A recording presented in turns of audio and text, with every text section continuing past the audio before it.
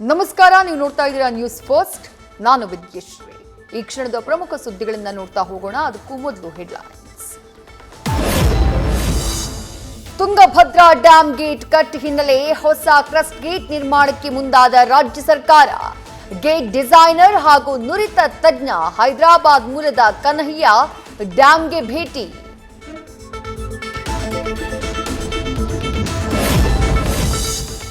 ತುಂಗಭದ್ರಾ ಜಲಾಶಯಕ್ಕೆ ಬಿಜೆಪಿ ನಾಯಕರ ಭೇಟಿ. ಮಾಜಿ CM Bommai, BY Vijayendra, R ಅಶೋಕ್ನಿಂದ ಪರಿಶೀಲನೆ. ಅಧಿಕಾರಿಗಳಿಂದ ಗೇಟ್ ಮುರಿತದ ಬಗ್ಗೆ ಮಾಹಿತಿ ಪಡೆದ ನಾಯಕರು.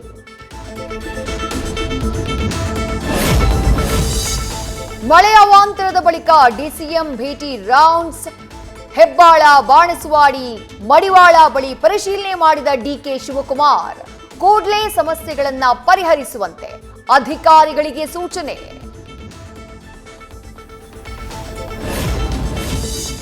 ಚಳಿಗಾಲದ ಅಧಿವೇಶನಕ್ಕೆ ಮುನ್ನ ಸಂಪುಟಕ್ಕೆ ಸರ್ಜರಿ ಸಾಧ್ಯತೆ. ಕ್ಯಾಬಿನೆಟ್ ಪುನರ್ರಚನೆಗೆ ಕಾಂಗ್ರೆಸ್ ಹೈಕಮಾಂಡ್ ಚಿಂತನೆ.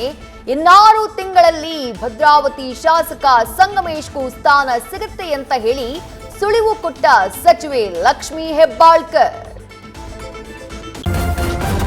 ನ್ಯೂಸ್ ಫಸ್ಟ್, ನಿರ್ಭೀತಿಯಿಂದ ನಿಮ್ಮ ಪರವಾಗಿ.